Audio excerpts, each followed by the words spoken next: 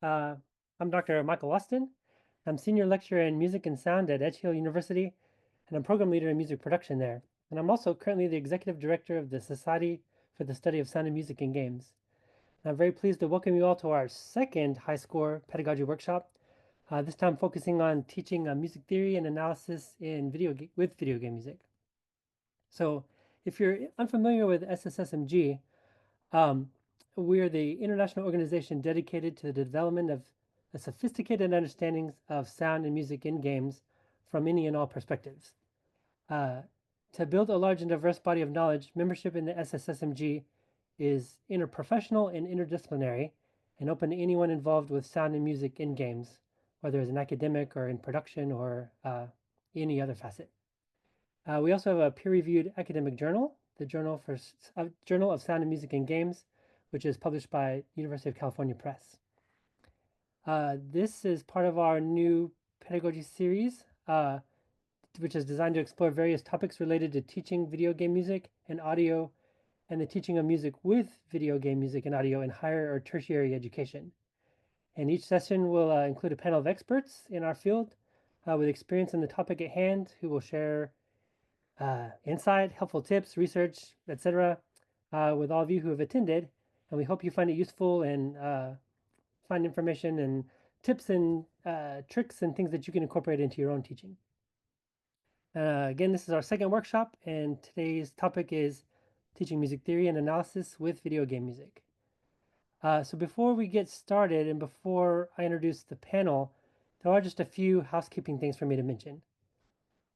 If you would please keep in mind that the session is being recorded, and a transcript and a highlight video will be produced in the coming weeks and published on the SSSMG website.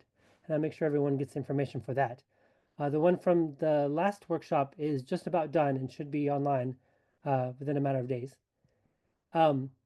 If you would, then please be sure that your cameras are turned off and that your mics are muted throughout the workshop today. And we have a series of prepared questions that I'll ask the panelists, but we will have some time for a few additional questions at the end of the workshop. So if you either save them or go ahead and type them into the chat, we'll try to get to as many of them as possible. And then right now, I will put in the chat a link. And if you would, go ahead and visit that link and provide some feedback about the workshop, either now or afterward, to help us to improve the series. And you'll also on that same link find a list of potential topics for future workshops and a place to share some ideas for topics that aren't listed. And so if there's anything you want us to talk about or you'd like to hear somebody discuss, then please do go ahead and let us know about that. And then our next workshop is currently in the works for mid-February, and it'll be focusing on teaching video game music to non-majors or non-specialists. So without further ado, I'm excited to introduce today's panelist. And so again, in alphabetical order, our first panelist is Dr. Richard Anatone, who serves as Professor of Music and Coordinator of Applied Music at Prince George's Community College, where he teaches music theory, musicianship, songwriting, and private lessons in piano and composition. His research is rooted in leitmotivic design and role-playing games, and he enjoys arranging video game music for the Game Boy for solo piano in traditional forms. His research has been published in Music Theory Spectrum, Music in the Moving Image, the Journal of Sound and Music in Games, and his edited collection, The Music of Nobuo Uematsu. Oh my gosh, I'm so sorry. Nobuo Uematsu in the Final Fantasy series was published in 2022. Our next panelist is Dr. Julianne Grasso, who's an assistant professor in music theory in the College of Music at Florida State University.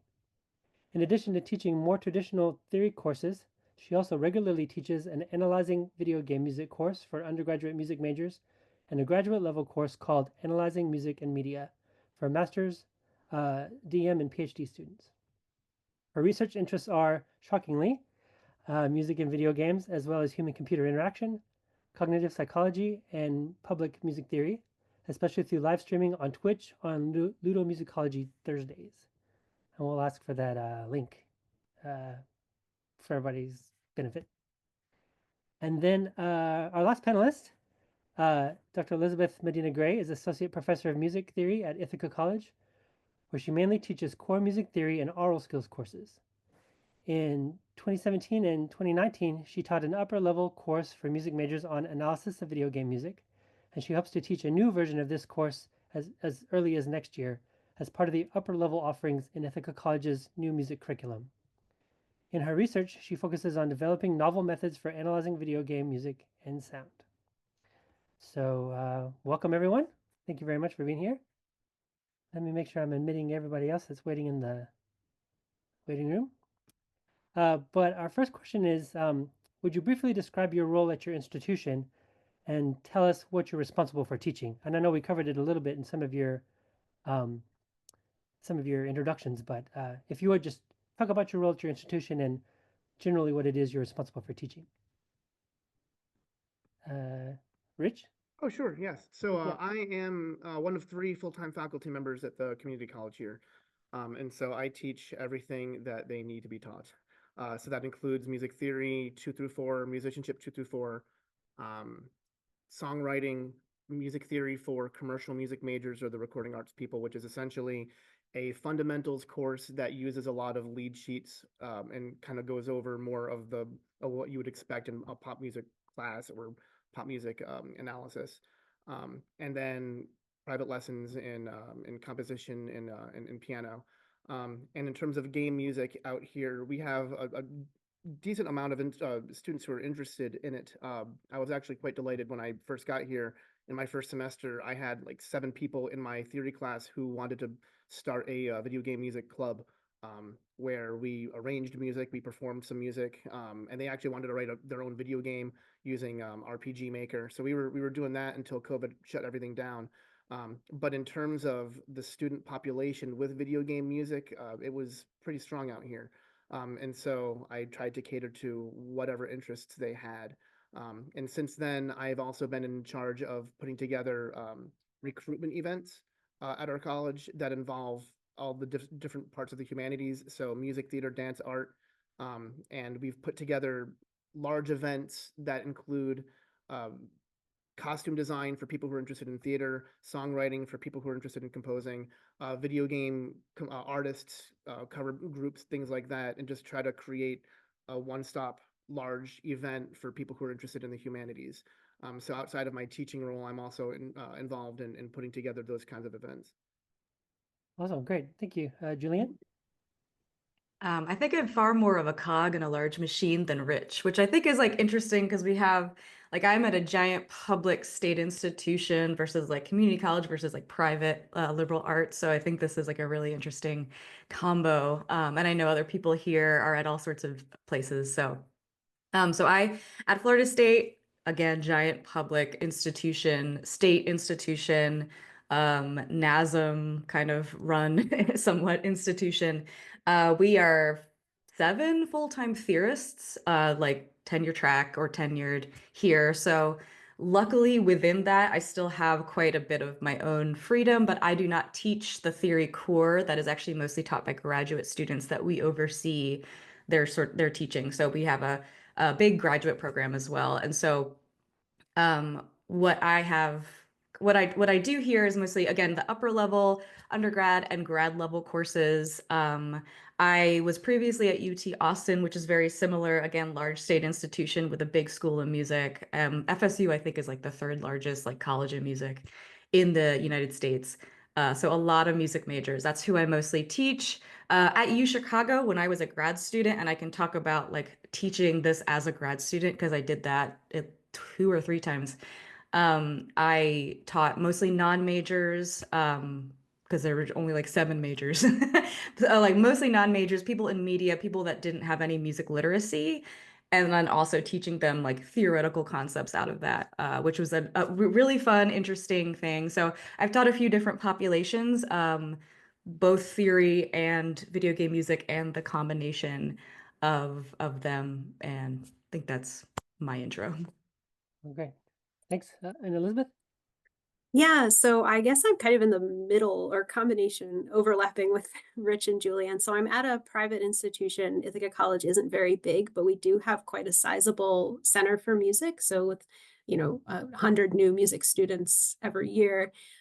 So I'm in a big group of, we have a bunch of music theorists here, also like 7 or 8 full-time music theorists. So I'm one of many, but we don't have any graduate students here really. We do have some small graduate programs that come and go, but mostly we're undergraduate focused. So most of us basically teach the core music theory and oral skills classes, and that's basically what I do most of the time. So I'm mostly working with undergraduate music majors, music degree students, but also liberal arts music majors and music minors. So I mostly teach like music theory, the core, like diatonic and chromatic harmony stuff, form, analysis of 20th century music, which used to be one of our standard classes.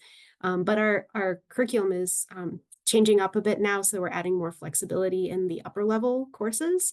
And in past years, I was able to teach an analysis course focused specifically on video game music.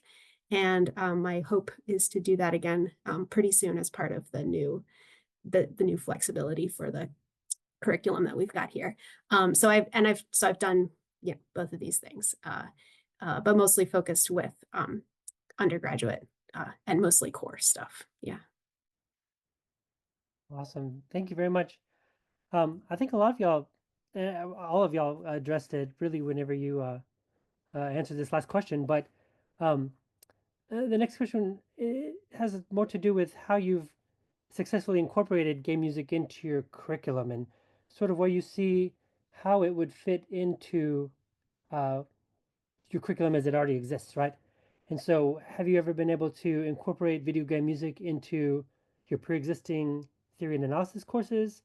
Have you been able to teach a bespoke course in analyzing video game music? And if so, in each of those cases, which it sounds like all of you have had a chance to do some of that at least, what was the process like? And did you need to seek approval from anyone, or was it just a matter of swapping out some Mozarting and putting in somebody else, or kind of what was involved in that process? Well, I'm actually kind of fortunate that I'm the only theory specialist at my school, so I can do what I want without really having any approval. I will say that we used the Roig Francoli Harmony and Context book, which I used when I was teaching as a grad student, which I really like. That's actually my favorite of all the textbooks out there. There's a few things that I find that it doesn't cover enough. And so that's when I bring in a lot of my own examples. Actually, I wrote my own chapter on cadences because the chapter on cadences just covers the normal cadences that you would expect, like a PAC and the traditional deceptive cadences. It doesn't really talk about elision. It doesn't talk about like non-traditional deceptive cadence chords. It doesn't really use anything like modal fives or flat sevens, and which you find a lot in contemporary music, obviously, video game, film. And so whenever I can, especially toward the second half of the first semester through the rest of the core curriculum, actually, I do my own transcriptions to bring in as many examples from games or film as I can, because that's what the students know. And I figure that if you're teaching something that they know, it'll help them recognize when they are listening to things that they don't know. And we still, of course, go through the normal traditional repertoire, but I also like to supplement it with a lot of my own examples.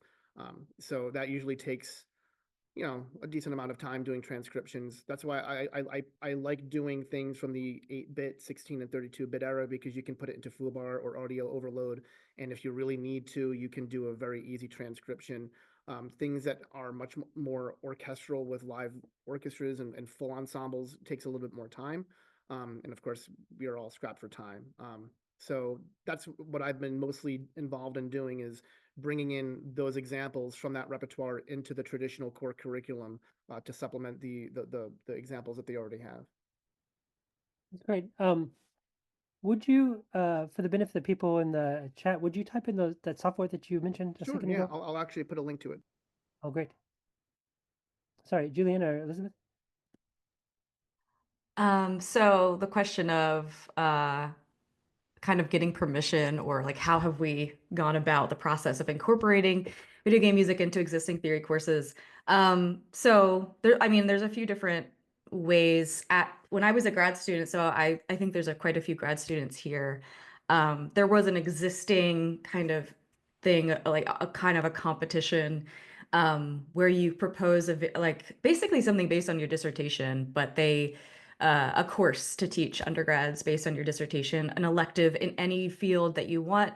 But the whole thing was like, don't make it too boring because all your dissertations are boring. So I luckily came in with a video game music dissertation. It was really easy to convince them that it wasn't going to be boring and that the students would like it.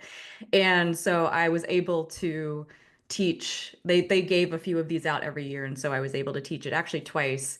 So that was like an existing thing. And so I would say, like, on the one hand, like, look for, are there those kind of existing competitions? They might not be in your department. They might be more like school or division or, you know, college wide, for designing your own course. But in, like, I don't know if FSU does that, for instance. So I would say, like, go to the chair with a proposal with a syllabus already. The worst thing they could say is no, and then you have a syllabus and a proposal and an idea that you can use in your teaching portfolio, that you could use when you're on the job market, that you could use in the future. It's never like a bad idea to have like an extra syllabus on hand for a class of your own design, because I know that when I was on the job market, I think no matter what school I was interviewing at, they wanted to know what courses I would bring to them new that they didn't have already. So I would suggest like trying to do that as a grad student, and like maybe the chair says no, where we have this particularly rigid system. We can't fit like a new elective in there. But you'd still have those materials. And I know all of us basically here are happy to also share syllabi and help with any sort of syllabus development. At the like teach it like professor level, faculty level, I also I was hired because of the video game music stuff. So they were like, okay, you're going to teach this, right? I'm like, yes, I'm going to teach it. So that wasn't a problem. I know that a lot of folks maybe here were maybe hired a long time ago and were hired for different reasons. And maybe, you're going in and have to like add in a new elective. And so I can't like speak to that because I was relatively recently hired. Honestly, like no one's gonna come in and be like, oh, actually, you shouldn't have done like a video game music example. And I really just think this is probably true across the board, but I don't want to, make assumptions about everyone's situation. But I'm definitely of that thing of like, I'll just bring in like a little example here, and like, see what happens. See what happens. So that's my perhaps reckless recommendation. Great, thank you very much, Elizabeth. Yeah, so I've basically done video game music in my classes at kind of 3 different degrees. So like or degrees of using video game music. In my core theory and oral skills classes, I usually just like slip in a few examples here and there, because students kind of light up, or different students light up with different things. So it's like part of, I just generally like to have kind of a breadth of examples. Certainly I don't ask permission for that. I just bring in some examples. When I've taught kind of our standard like 20th century analysis class or post 1900 analysis class, your post-tonal stuff, your serialism stuff. When I do that, or when I have done that in the past, I have incorporated a week of indeterminacy, which is basically my way to get video game music in. So like, I mean, I did that because I wanted to do video game music. So I'll bring in the game Flower and we'll play it and talk about how the music is indeterminate and what it can be adding to the experience, the fact that it is flexible, and who's involved with creating the music and all this kind of stuff. And I've used that as like a week-long unit in that class. And I didn't ask permission for that either, but every different instructor basically does slightly different things in that kind of class anyway. So that was good. So the only one that I've needed to go through some sort of process, which is pretty minimal, was the video game focused class. But in all the times that I've done that, it's been couched in the framework of this is an upper level course that is topics based. So whoever's going to teach it is going to it already has the framework of it's a rotating topics course. So whoever's going to teach it is going to do a topic that they're interested in and that the students would benefit from. So all I had to go through was my department chair to say, this is the topic I want to teach. And since the course was already approved and in the system as a rotating topics in music theory and analysis or whatever, just go for it. And yeah, that's been a good way to like try out some of these, ideas about analysis and theory specifically geared towards something like video game music, but that has overlaps with other things that students are thinking about.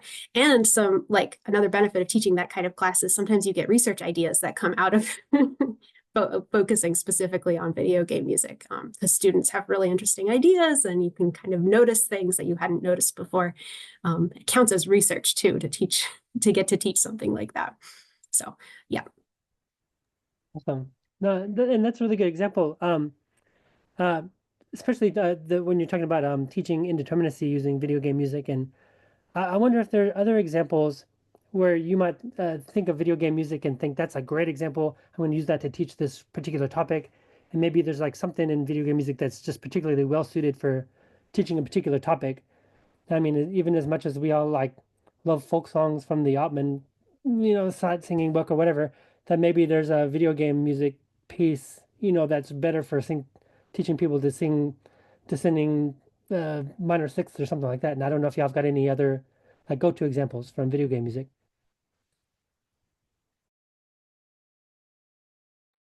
Are you asking if we have other go-to examples? Yeah.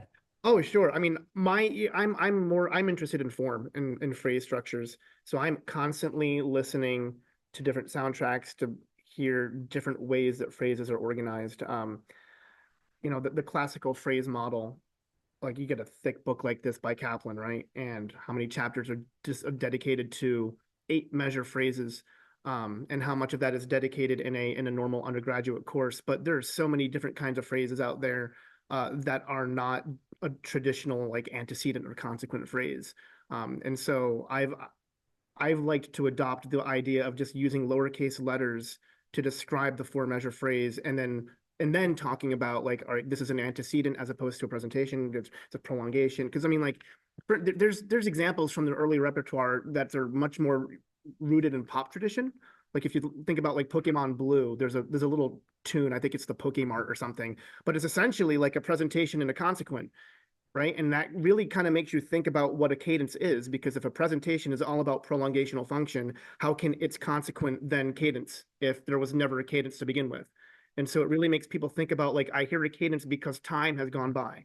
I hear a cadence because rhythm, melody, and harmony all kind of coalesce into this one event rather than it's a harmonic thing. Because I mean, I'm sure we've all experienced teachers who are like, every 5-1 is a cadence, or they might not teach that, but that's how it's approached. And so every time a student sees a 5-1 at measure 3, they're like, oh, that's a cadence. It's like, okay, no, otherwise Mary Had a Little Lamb has 15 cadences in the first 8 measures, which doesn't really make a whole lot of sense. And so I'm always interested in like really making sure students understand phrase structure in a second semester level, because then if they only have like a short 2-day class on phrases and then they get into a class on form, it's like, well, you've got to go back to phrase structure before you can look at the form. So it's like I'm always looking at ways to expand their understanding of phrases and to just reinforce that constantly. And I find that a lot of video game music from the earlier repertoire up until like maybe the early 2000s, mid 2000s, before things became very cinematic, they're really good examples that you can draw on. And so that's kind of what my ear is always attuned to, is listening to music and trying to find examples of 8, 12, and 16 measure phrases that are kind of neglected in a traditional textbook or class study. I'll follow up on that because that was very similar to my answer, so I won't double it. I won't make it a giant compound period, but I will say that I usually also like think about form. I mostly am teaching, if I'm teaching a theory class, it's classical form. It's like not even just, I mean, I teach an instrumental forms class for graduates that was originally designed as like Kaplan classical form, but I kind of bring it out. But either way, I usually start with a Kaplan, so William Kaplan, the, formal analyzing form. I start there, I start with classical music, and I start with the phrase structures and stuff. And I do use video games, both to show like, oh, look at this, like at the like Mario 1, right? Like look at the 5/7 to 1 cadence. Oh, isn't that interesting how it's also the death sound? Like it's embedded in the loop. And it's also like taken out and used kind of modularly, sort of, as in the death music. So how do we understand form on this kind of larger scale as a process of closure, beginnings, middles, ends? So I use video games to kind of bring them out of just like looking at these scores, and just like being like, oh, is there a sequence? Okay, then that seems like it's very continuational, whatever. Is it like, does it have all the things? So I use it to kind of bring them out. I use a lot of different things, but use it to bring them out and thinking more broadly about form and what articulates form. And video games will be are often the thing that makes it so that kind of messes them up. Like, what is articulating form here? Because you played that and you died and you didn't die. And like, so what's form? And so it sort of gets back to those philosophical questions. And I also use like what Elizabeth was saying. And Elizabeth has a really good chapter in the Ludomusicology edited collection, I think, about like the chant, like music, video games and aleatory and chants, and like the kind of 20th century modernism and video game music. I've used that a few times as a way of bridging that gap, I guess, between like talking about sort of modernist techniques and video game music, which we often don't think of as modernist techniques, but like modularity as a form. I just taught that yesterday at the grad and the undergrad level, actually. And so just like thinking conceptually, using video games to think both like, on the level of here's another example of a 5/7 to 1, but also using them to kind of explode out, well, what is, so that's what I try to do. That's cool if that's helpful. I'm glad. Yeah, I was just thinking, so like when I teach, for example, modal mixture, I like kind of what you were saying, Rich, about like different cadences. So I'll make sure to play them an example of a flat major 6, flat major 7, 1 cadence. So I use like the Super Mario Brothers level ending little fanfare, so that they get some exposure to, something that's not in the textbooks, or something that's not something you wouldn't find in like a piece of classical music, but it is super relevant and shows up all the time in music that they're hearing now in other places. So I definitely use that. I mentioned that I use Flower for indeterminacy. it's fun game. And I thought a lot about it, so it's easy to use things that I've already thought a lot about. And I do also, like in oral skills classes, I don't think I've used any video game examples for melody, but I have used them for things like rhythm and meter, examples where it's like changing between like a 3/4 and a 6/8, and maybe in some interesting patterns. So there's like a track from the Chrono Trigger soundtrack that I usually use in my second semester skills classes, the Guardia Millennial Fair track. There's a lot of like, it's in 3/4, then it's in 3/4 6/8, and then it does like a couple measures where it's 3/4 3/4 6/8 6/8 or something like that. So like you can kind of hear, or try to hear, the way the different groupings and the rhythm and the meter and the melody is connecting to all of that. So I have like some like those kinds of favorite examples that I like for specific things, but yeah, that's pretty much it. Awesome, thanks. And just as a quick aside, I really enjoy being in this very narrow sliver of a Venn diagram of people who know a lot about video game music and understand William Kaplan jokes. So I'm really nerding out, and I really appreciate y'all being here for this. But kind of along those same lines, and thinking about these examples that you use in class, how do you develop the resources that you use in teaching? And I know, particularly in music theory, it's sort of de rigueur. We sort of like presume that there's going to be a score for us to analyze, but then also that's really not how video game music occurs, and it has a lot to do with like the interaction and the playing of the game. And do you incorporate like game playing in your teaching in your class? Do you do a bunch of heavy lifting before and spend a lot of time at night in all your extra spare time that we've all got, uh, you know, engraving, transcribing examples. And I know, Rich, you're pretty famous for doing that. And I know, Elizabeth, you do a lot of that too. Um, but like, how much of your time do you have to dedicate to like engraving these examples and hunting them down or looking for, these fine, okay, piano transcriptions and seeing what's useful out of those, or like, where do you get the things that you teach? I will say if you don't have a pro membership to MuseScore, you should get one because it's usually very inexpensive for a year. And there are a lot of good musical examples that people have arranged from like Octopath Traveler. Someone did like a variety of full score arrangements. And it's a really good example for something that's mostly in the Dorian mode, but then like at measure 9 or so, you start seeing flat 6 chords. And so it's like, all right, well, it's Dorian melody, but as we know, a lot of music incorporates a mode in the melody, but the harmony doesn't support that. So you can kind of use that. But I've seen some really like not bizarre examples, but like examples from games that I wouldn't expect to be on there are fully orchestrated by fans. And they're quite good. So I use that on occasion. Also, I am currently working on a fairly large textbook for basically music theory using just video game examples. So traditional theory with those examples. And so that's my next 3 years is like just transcribing. So in terms of my copious free time, we don't have it, but when I have it, it's basically just transcription, and it's a lot of fun, but it's time consuming. But I mean, I think like most people here who do teach, if there's an example that you want to do and it doesn't exist, well, it's on you. And so that's basically where I am. I use a lot from Greg Rossetti's website. His YouTube channel has a lot of really great transcriptions from early 8 and 16-bit. So if it's not up there and it's not on MuseScore, I'm mostly doing it myself.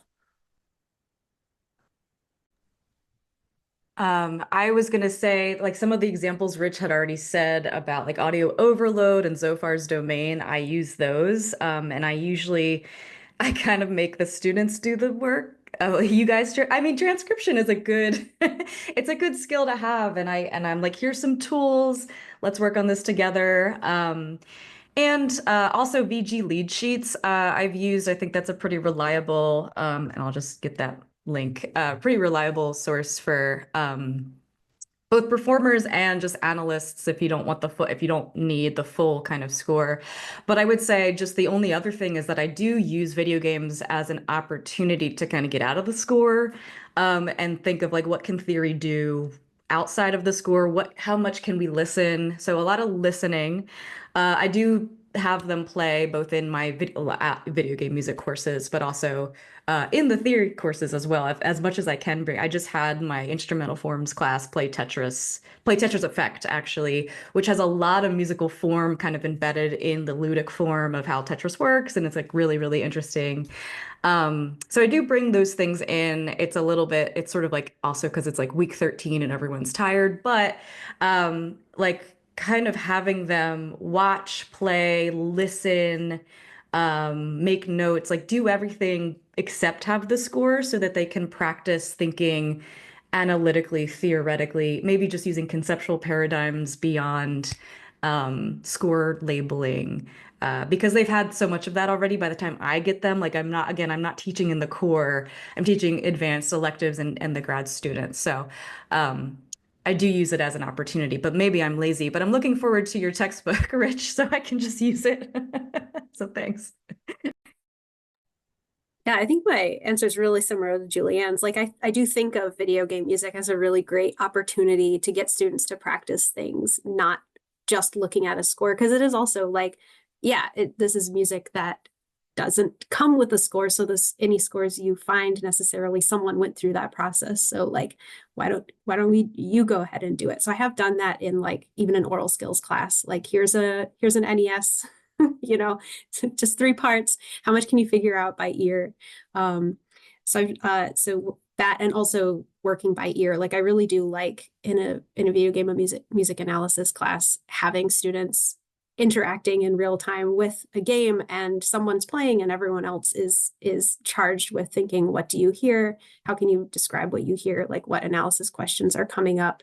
Yeah, so that kind of encouraging them to work on those skills, which are totally relevant for video game music and film music and all sorts of other things too.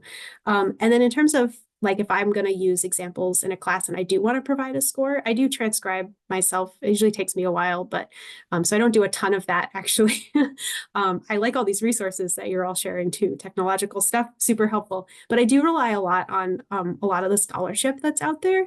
So because we all and all of you and everyone are each doing such like really interesting analytical work. So like there are articles that analyze like a specific game, or just the other day when in my chromatic harmony class, we were talking about common tone diminished seventh chords like you do. And someone was like, oh, that sounds just like the Super Mario Brothers underwater music. And I was like, oh, maybe. And then I didn't feel like transcribing it myself, but I grabbed Andrew Shartman's little 33 and a half or 33 and a third book on Super Mario Brothers off my shelf, and I was able to bring in and show them like, oh, look, here's what you just heard. And it's not quite the same, but it's so interesting how similar it is. And there's this chromatic stuff going on and adding to this, you know, underwater kind of wobbly feel. And they were really into that. They were like, that is such a you book to have. It's like, yes, it's on my shelf. But yeah, so the things that people are doing and the resources that are out there. And when I teach an upper level course on video game music, like I do assign a bunch of scholarship to read. I know you do that too, Julianne. And so a lot of those things might come with transcriptions or reductions, or, you know, also getting students to see, you know, how could notation or a chart or a diagram or something help to represent or demonstrate like some really important aspect of the music or something that you want to highlight. So all of those things are super helpful. I don't do a ton of really detailed transcription myself. I rely on other people to do that. Most if I could just follow up one more thing too that you made me think of. Also, I had the students analyze the water theme like 2 weeks ago, so that was fun. Anyway, so this reminded me of when I was teaching non-major, like a mix of majors and non-majors. And one of the things, I think this will probably come up in the next February session too. But one of the things that always happens is you get the music people that are like, oh, that's what this chord is. And then there's like a lot of insecurity around the room of like, was I supposed to know that? Blah, blah, blah. And so one of the things is that when you do kind of get out of the score, it also helps.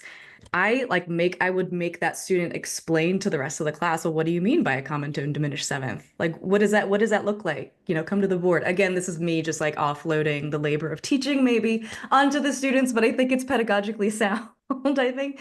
But like when you are teaching, I just think it's like important too when you're teaching the mixed kind of like some are very musically literate and have music theory, and some are like, I'm a media studies major. I just like music is cool.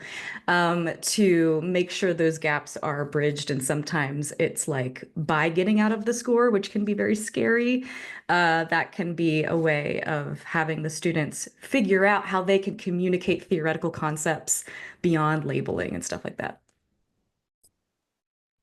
Right. Yeah, no, thank you very much. And that it's given us a lot to think about in terms of like practicalities and like really like concrete examples of things. And I was wondering if we could take just like a step back a little bit and think a little more philosophically, and if not just like in a epistemological way, but just a teaching philosophy sort of way. How you see video game music fitting into the standard university music curriculum. And it seems as though y'all been able to incorporate it into the regular music theory sequence and into some graduate level courses, some upper division electives, and that sort of thing. And so do you see a place for video game music, you know, across the curriculum? And I guess as ludomusicologists, I think we'd all argue that there is a place for it. But do you think it's especially well suited for some parts of the curriculum and not others? So for example, like yes, it is really great for all these examples in the course sequence, but maybe it's going to be, you know, it's a bridge too far to incorporate it into the counterpoint and orchestration, you know, modules, you know, courses or something like that. And so just wondering if you think there's a a particular place where it fits really well, whether we should just make room for it in the whole curriculum, or any other ideas? I honestly think it's, like, philosophically speaking, really good to use outside of music. You get a lot of gamers who are interested in story design, development, people who are interested in script writing, people who are interested outside of the music but are interested in the music because they like the music from the games and movies that they watch. And so I think, I mean, I'm not at a school where I'm able to do this kind of thing because we have basically a 2-year program. But I mean, something at a 4-year college that would maybe be really well suited for a BA degree, because they have a little bit more flexibility, and you can get a lot of people who are outside of a traditional music major, but they might be majoring in film, but are also getting a BA, double major, BA in music. And you could really bring in a lot of elements of where there's literary and musical overlap. So I mean, I'm interested in leitmotivic design. When I teach a music appreciation class to non-majors here, they know the term. Like, I mean, 15 years ago, 10 years ago, when I was teaching this stuff, no one would know what a leitmotif is. But there's enough resources out online in the world of public musicology or video essays where that term has become so ubiquitous within film and video game fans that they just know what it is. Now, they might not know the sophisticated techniques that can be used, but the fact that they understand what it means and how it can be used in a film or a game or in stories, is already fantastic because it gets people thinking, it gets people interested.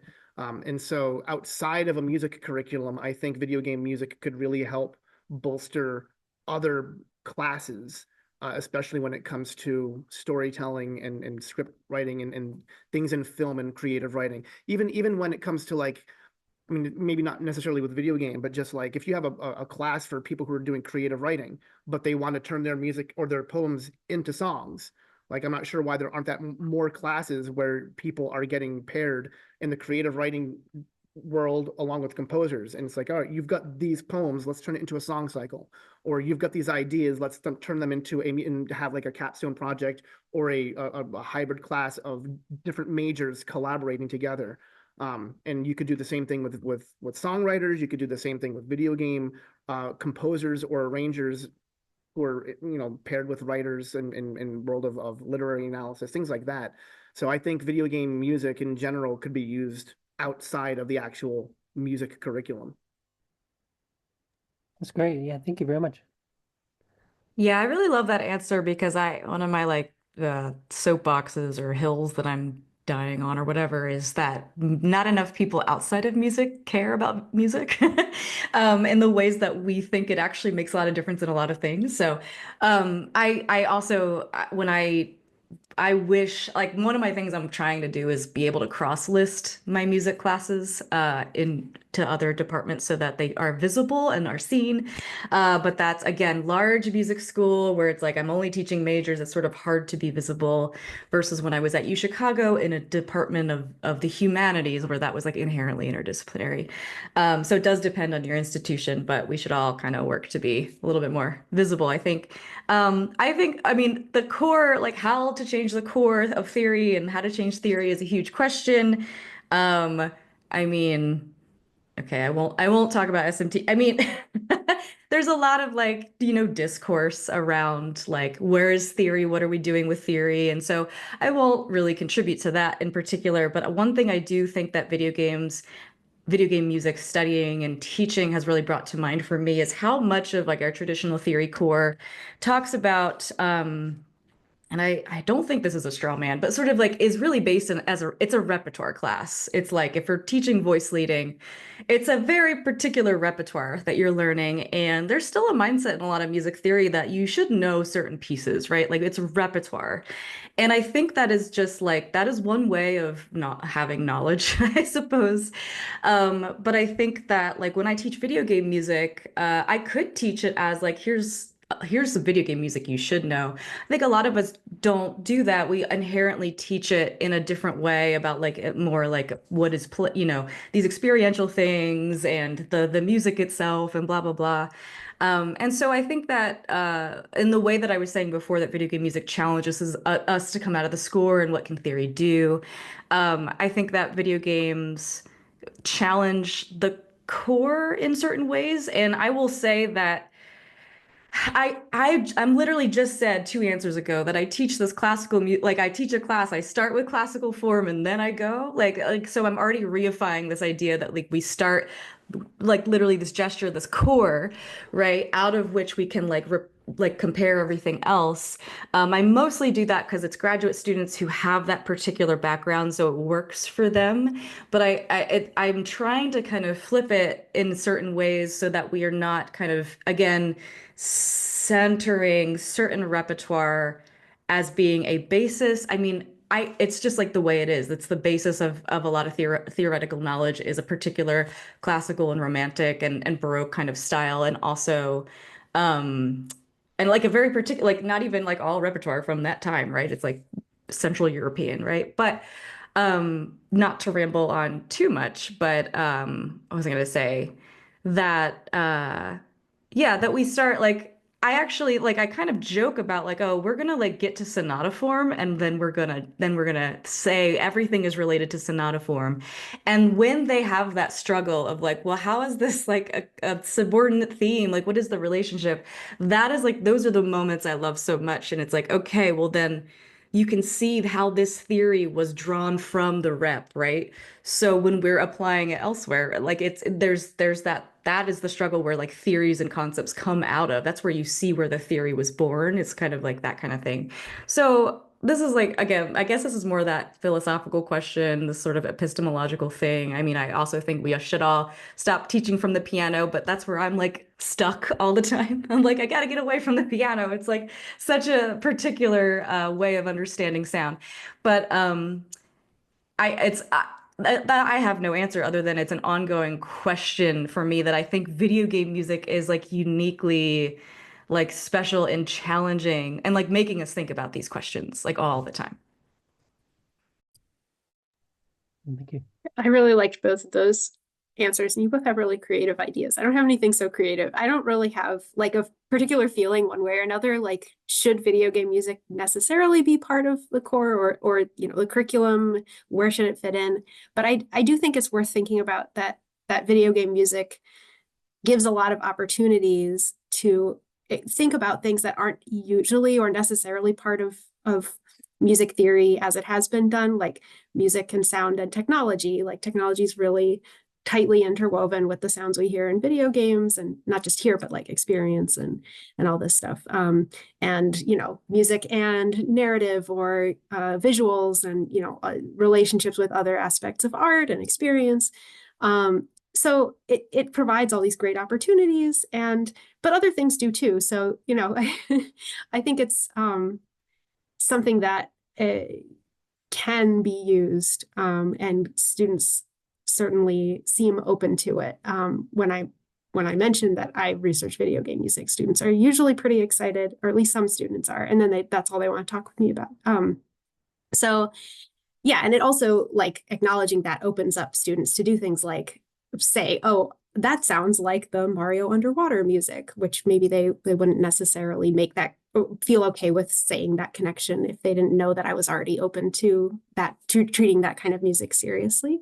So yeah, it also helps students understand that you can take all different kinds of music seriously, which is important. Yeah, so that's it. Thank you very much.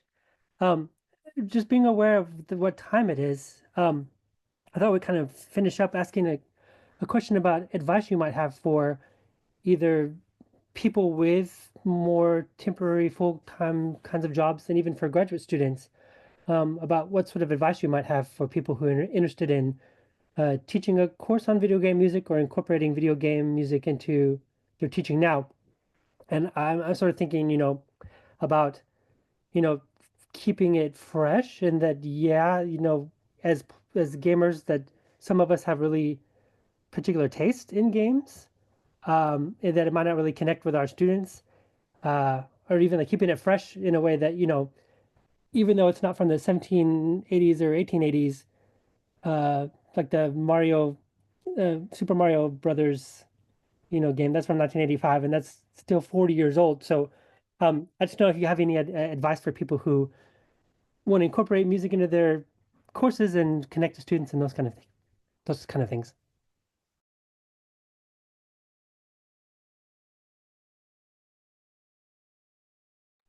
Anybody? Rich, you're supposed to go first. We've I been doing am. I'm But you thinking. don't have to if you don't want to. Go ahead. I have a terrible answer because I'm like, oh, just do it. Like, Yeah, just that's what I do was it. gonna say. And and see what happens because so for grad students, I think, and again, this is speaking from maybe just my experience, but also my experience overseeing like grad students teaching. They can't really fire you, like it's, I think that like as a grad student, you should be experimenting with bringing all sorts of things, any sort of pedagogical like thing you want to try. I know it's like if you've never taught before, like you just want to kind of maybe follow what someone else was doing. But if you're like, in the semester or you're teaching, a few semesters in, really like using maybe video game music as a way of trying something out and seeing what is like, actually, oh, this didn't work really, or this worked. And I think of that just a general kind of thing. And I also, besides like, just doing it. I think also sort of what Michael was saying and Elizabeth was saying a little bit about like the excitement in the classroom.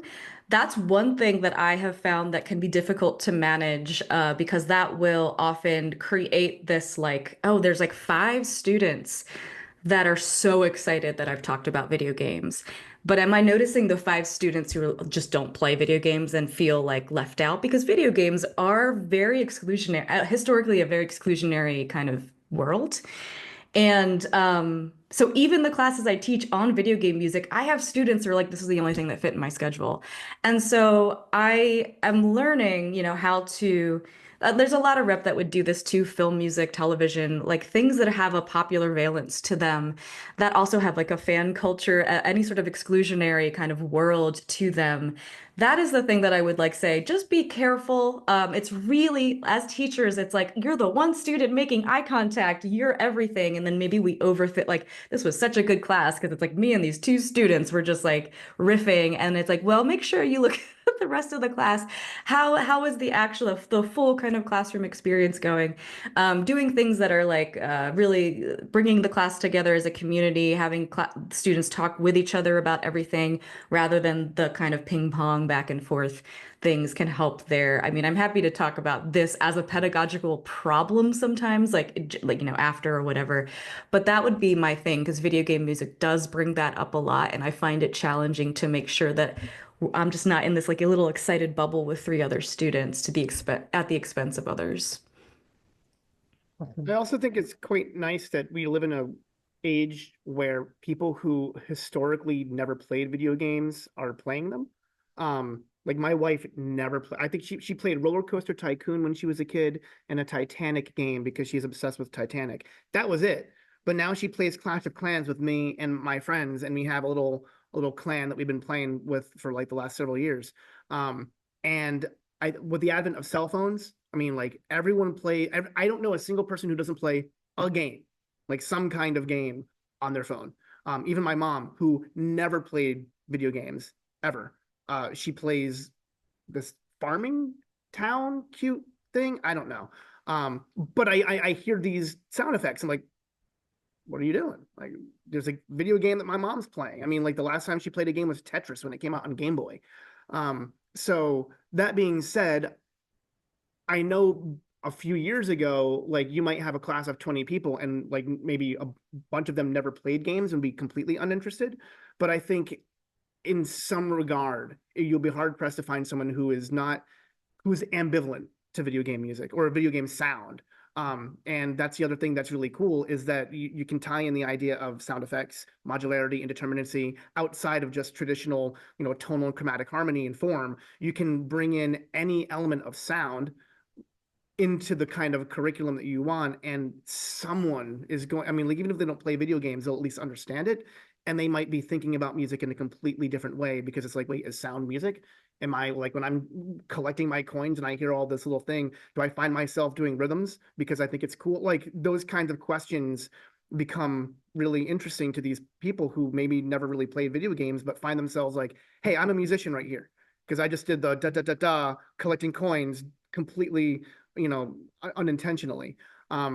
So I think that's I think you'll be, like I said, hard pressed to find someone who's completely uninterested in just like, I'm only here because I need to be. And if they are, then that's unfortunate, but they'll probably have that attitude for whatever class they have to take.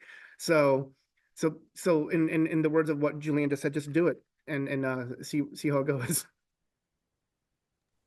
Thanks. I'll throw in a third, just go for it and see what happens. Awesome. Well, I know Rich has to go teach, but we will go ahead and open it up for questions now. If anyone wants to type any questions in the chat, or if for accessibility reasons you need to ask on the video, by all means go ahead and do that. But if you have a question in particular for Rich, in the 2 minutes he's got left, if you'll ask that, or we'll go ahead and let him go, whatever he's got time to do. I can stay for a minute or two if anyone has a specific question, but.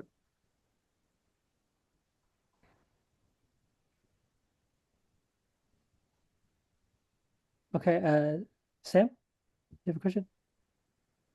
Hello, thanks guys, really interesting. So I'm teaching over in the UK, and I don't research video game music. If I was going to be teaching it, it would be part of a third year module where my aim is more kind of to sort of decenter music theory. So it would be part of that decentering spirit to include video games. So I'm probably more interested in teaching something that involves the ludic aspects rather than the more conventional, rather than teaching conventional harmony through it, teaching the unconventional ludic aspects through it. But I haven't really gamed much in 20 years. So I'm wondering whether you guys have recommendations for those kind of good games or good articles to sort of teach from for that kind of context. I mean, there's plenty of collections out there. I'm sure the panelists would be happy to share resources in the chat. I do know I was speaking with James Hazelwood Dale back at AMS like 3-4 days ago, and he is at Brandeis, and he's actually teaching more game studies than music.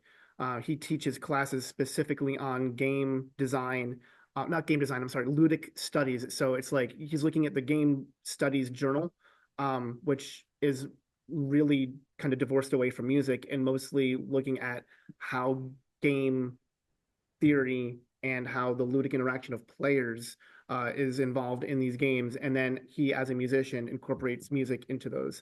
And so I will look for that article or that website rather, and I can put that in the chat for you, but I know the others can speak further to that. I wish I could teach a class like that. I kind of did teach like a cross-listed, as I was talking about the cross-listed course, but I do even in like the analyzing video game music courses, because it's my research interest is like the ludic side, is like, well, how does play and like the play as a mode of being and that kind of thing. I do try to assign a few like game design influenced articles too, so that they could say, and they almost never talk about music. So what our discussion will be like, does music change the way this design principle like kind of functions? And so that's like getting out of traditional music theory, but it's still a theoretical kind of question. It's still an idea of like, how can we understand music as a framework for something? And so I'm definitely happy to talk more about that, like offline, whatever that means. Emails or whatever.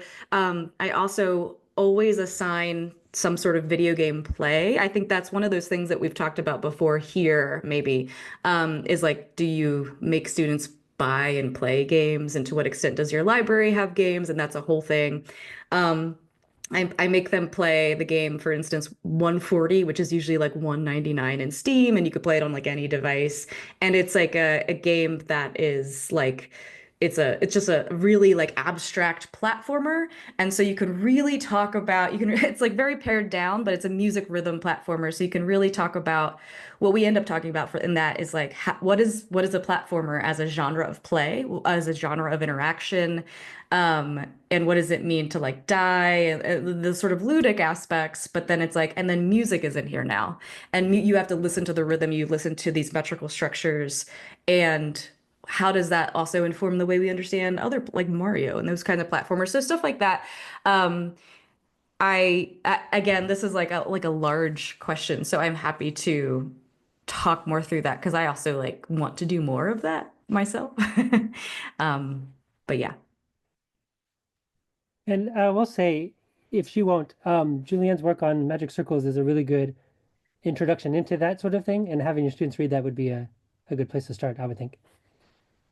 Thank you. Also, I just actually used 140 to teach your Michael Austin your your chapter on music games and like on the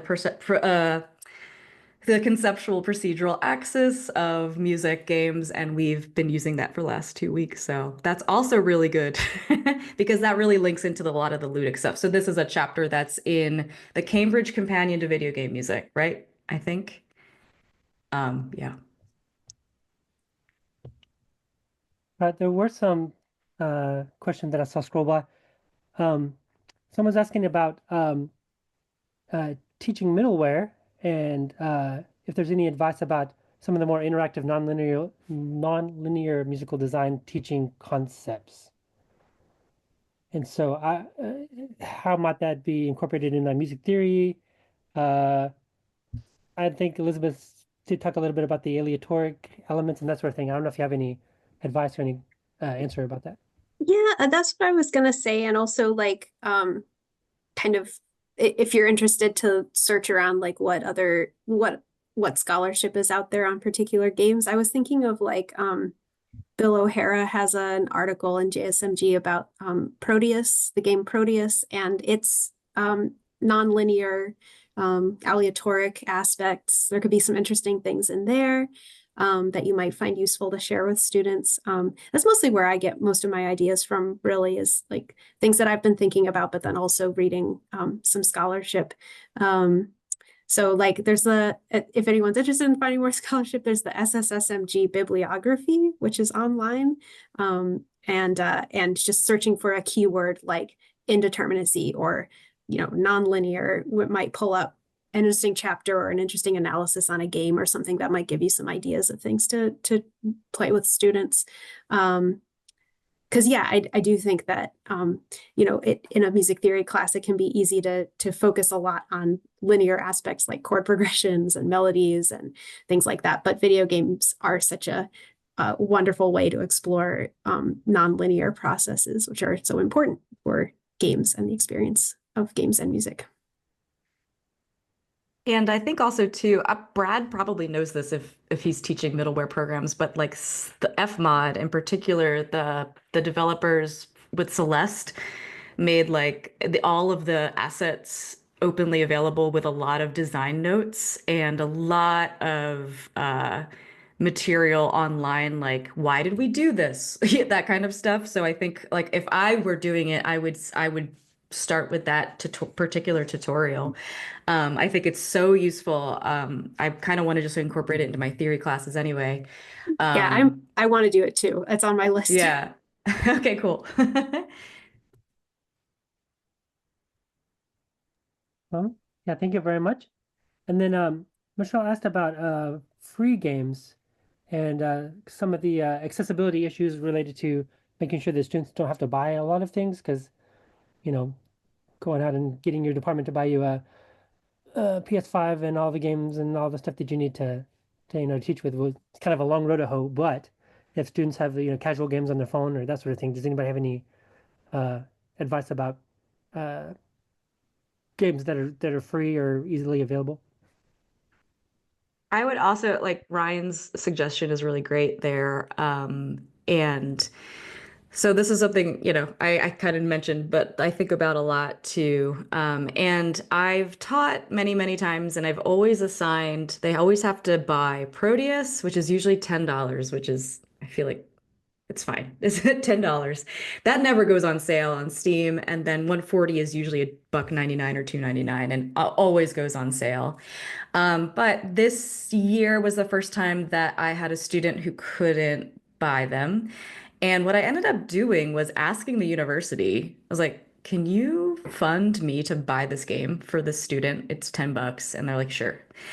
So one thing is that that might work if you assign just like maybe a few games. One thing I also have incorporated into my classes, like not the curriculum, the course design, are game nights or like game sessions or just time during the week, like during an actual class where I bring in a game that we can all play together. So there's most of the gameplay that happens in my courses now is actually like together in class. I always still assign like one or two by themselves so that they can have the experience of the single player game and without all the hullabaloo of everyone watching them in the room. But that can be one thing, especially if you have any library resources, FSU, we mostly I just bring stuff to the classroom and work with the projector and stuff like that. But that's how I end up getting around a lot of that for myself. But it's something that I think about. But so universities, even poorer universities, have money in random pots, and I always suggest to just ask, just to see. That's a good point. Yeah, and even Ryan may have some advice too, but even people that have esports teams and that sort of thing, there may be that the university already owns and a whole lab full of them loaded on computers and things that Yeah, not to say like go ahead and like take over the esports arena or don't do whatever. it. How do y'all feel about even though you do lose the interactive element, watching YouTube videos of playthroughs and that sort of thing, is maybe like a second best option. I keep them handy as a backup, like in case my technology doesn't work that day. I've done that. Like if I plan to have us play a game and it doesn't work, have YouTube videos ready. But it is also good to like, yeah, help students be aware that that is a resource that's out there, at least right now. And I think I've had, yeah, when I've taught a video game music analysis class, I think what I usually have done is have students do a final project where they choose a game and analyze some aspect of the music in the game. And I usually encourage them to pick a game that they have access to that they can play, but YouTube videos are also fine. Like if they want to write about something and they want to think about it, by watching a couple of different playthroughs or like focusing on a small portion of the game and watching a few different playthroughs, that's a resource that's out there. And can be really useful. I definitely use YouTube videos in my research because I'm not going to buy 100 different games. Yeah. And yeah. Well, I think especially even with like some generative kinds of music and things that, there may be a musical experience that you can't replicate or it may never happen again. And sometimes I've noticed that YouTube videos or some particular playthroughs are kind of the only time that those two musical things happen at the same time, or you had just the right amount of energy left and just the right amount of weapons in your toolbox or whatever to make that sound happen. So Yeah, or it's Yeah, a game sometimes you're that's just really not good. difficult. Yeah, exactly. Just saying the same thing. Yeah, and I also same exact answer as Elizabeth too. And I think it's also helpful for just accessibility reasons, for whatever reason, and students can't whether financial or otherwise, accessing gameplay to watch other people play. And I find it really interesting too that students who I do assign like a game will be like, man, I just like got to this point and then I just had to look up like what other people were doing. So it's also just on its own, like instead of just being a lesser version, it's an interesting kind of way that students will kind of augment their own playing and understanding by being like, well, what do other people do? What have other people done? That kind of thing. So it ends up being a really interesting resource besides just being like a less good version of playing, right? well, and that to me that sounds exactly like people going to the library and listening to all these CDs of different violin cadenzas for this concerto that they're learning in their Yeah. lessons. So, are there any other questions before we wrap up?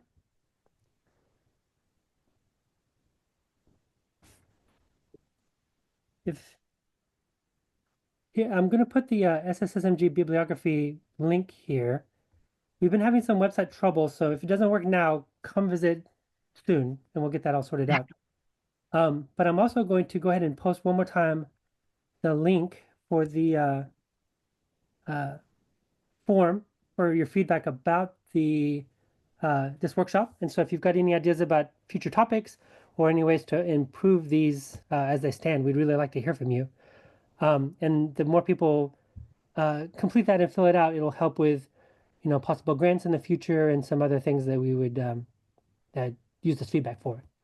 And so if we could, I don't know if it's with the jazz hands on Zoom or what, but let's thank the panelists for their time and for joining us today and for all their great advice. Thank you. Yeah, thank you very much. And again, we will have our next one will be mid-February, I think, and it will be about teaching non-majors and non-specialists. So we appreciate everyone coming today, and we look forward to seeing everybody at our next one. So have a great day, and talk to you Thanks, later. everyone. Thanks, everyone. This was really fun. Thanks, Michael. Thank you all very much. We appreciate it.